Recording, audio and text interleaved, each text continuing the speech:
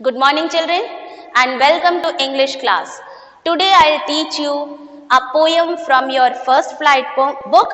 This is poem 1. The name of the poem is Dust of Snow, written by Robert Frost. Children, before I begin with the poem, let me give you the introduction of the poem. Here in this poem, Robert Frost wants to tell us that the nature has created many things and all has equal value. कोई भी जो चीज है जो nature ने बनाई है सब बहुत इंपॉर्टेंट है. किसी को हमें बैड नहीं कंसीडर करना है, ये नहीं मानना है कि उसकी कोई वैल्यू ही नहीं है. तो इस पोयम में देखते हैं पोएट क्या कह रहे हैं. देखते हैं. The way a crow shook down on me the dust of snow from a hemlock tree. देखिए यहाँ पे शूक है. शूक आपका पास्ट टेंस ऑफ शेक है ये, ठीक है. शूक मतलब बैठने से जो डालियां हिल जाती है उस हिलने के लिए ये शूक शब्द यहाँ पे यूज किया गया है. और hemlock tree children, hemlock tree एक पॉइजनस ट्री है जिसमें व्हाइट फ्लावर्स लगे रहते हैं और इसे बहुत ही बैड कंसीडर किया जाता है, अच्छा नहीं माना जाता. सेम वे ये जो क्रो है, क्रो को भी अच्छा नहीं माना जाता. क्रो अगर किसी अच्छा काम हो रहा हो उसमें अगर क्रो आ जाता है तो लोग बोलते हैं अपशगुन हो गया. ठीक है, आगे देखते हैं. वर्ड मीनिंग क्लियर कर देते हैं हम आपको. Has given my heart a change of mood and saved some part of a day I had rued. Rued मतलब रून कर देना, बर्बाद कर देना.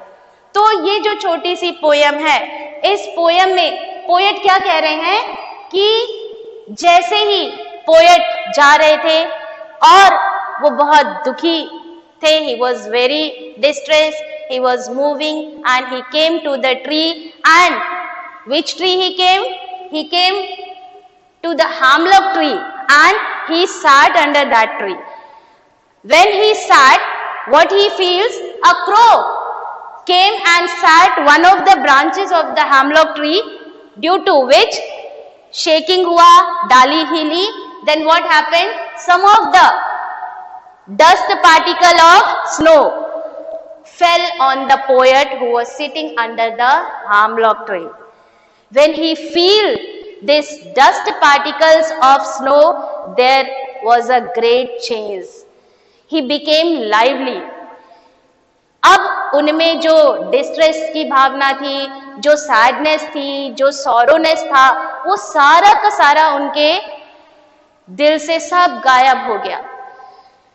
और उन्होंने यहां तक सोचा था कि मेरे लिए मेरा जीवन अब किसी काम का नहीं, I should ruin it, I should make a suicide.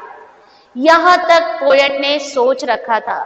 लेकिन जैसे ही उन पर ये dust of snow Giri, body में उन्होंने फील की, उसमें एक अजीब सा चेंज आ गया पोएट में.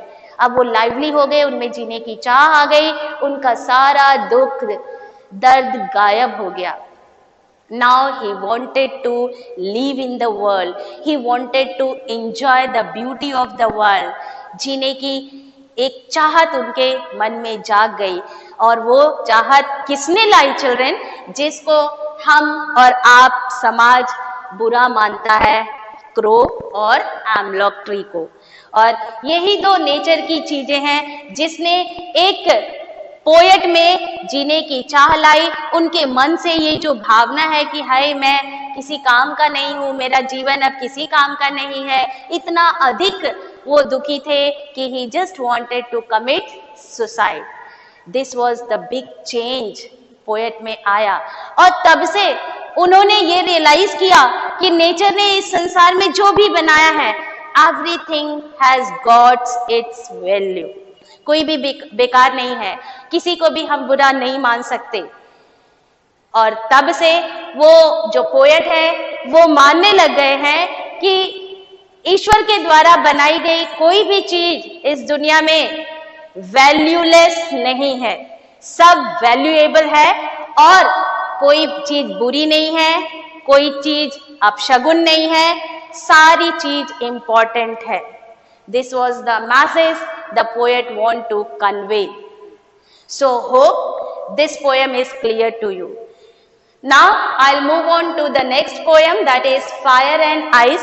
This is also a very short poem.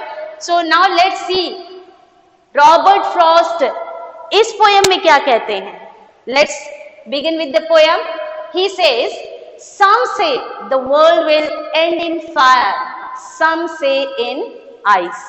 सबसे पहले हम जान लेते हैं यहाँ पर चिल्ड्रेन, जो फायर वर्ड है वो डिजायर को इंडिकेट कर रहा है और जो आइस वर्ड है वो हेट्रेड को इंडिकेट कर रहा है।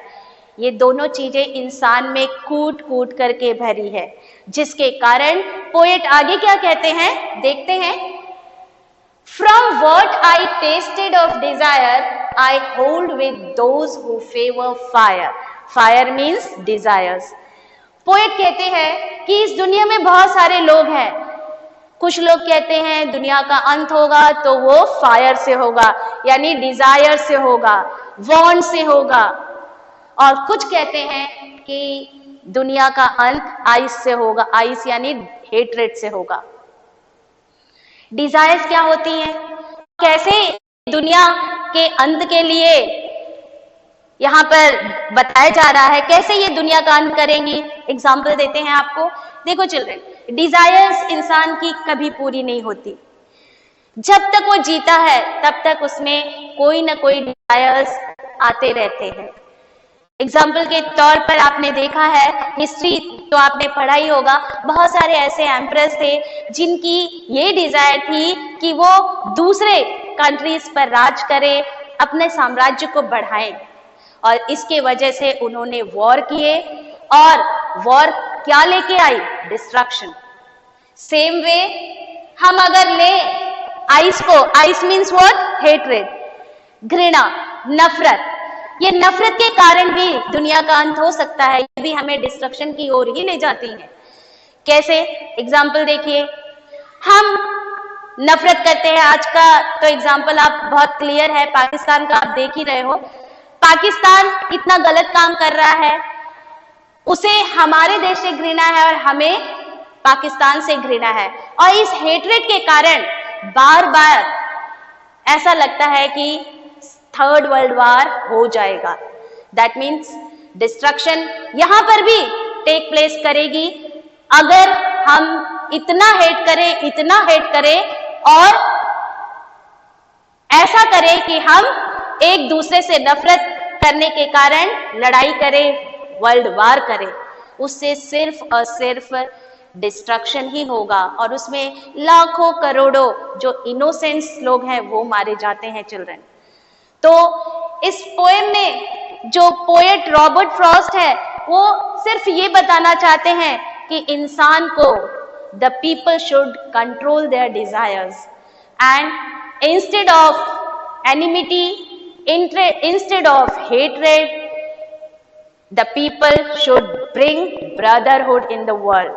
अगर ये दोनों चीजें जो पीपल है उनके मन में आ गई चिल्ड्रन, कभी भी वर्ल्ड का डिस्ट्रक्शन नहीं होगा। लेकिन यहाँ पर जो पोएट कह रहे हैं कि दुनिया का अंत दो ढंग से हो सकता है, या तो फायर से या तो आइस से, यानी या तो डिजायर पूरी करने में या तो नफरत की भावना से। और वो कह रहे हैं कि कुछ लोग ये मानते हैं कि दुनिया खत्म होगी तो फायर से यानी डिजायर से, और कुछ लोगों का मानना है कि दुनिया आइस से खत्म होगी यानी हेट्रेड से। आगे की लाइन में पोएट कहते हैं कि क्योंकि मैंने डिजायर के बारे में मैं अच्छे से जानता हूं, इसलिए मैं उन लोगों के साथ हूं, उन पीपल के साथ हूं जो ये मानते हैं, जिनका ये ओपिनियन है कि जो दुनिया है वो खत्म होगी फायर से। क्लियर, आगे देखते हैं। But if it had to perish twice, I think I know enough of hate to say that for destruction is also great and world suffice. Suffice मतलब होता है चिल्ड्रन sufficient. तो और आगे पोएट कह रहे हैं कि अगर दुनिया को पेरिश यानी एंड होता है, 2 बार खत्म होना हो, अगर दुनिया 2 बार खत्म होगी तो मैं उन लोगों के साथ भी हूं जो कहते हैं कि दुनिया आइस से खत्म होगी यानी दुनिया हेट्रेड से खत्म होगी. मैं उन लोगों का जो ओपिनियन है उससे भी मैं सहमत हूं, क्योंकि आइस यानी हेट्रेड भी सफिशिएंट है डिस्ट्रक्शन लाने में, दुनिया को खत्म करने में.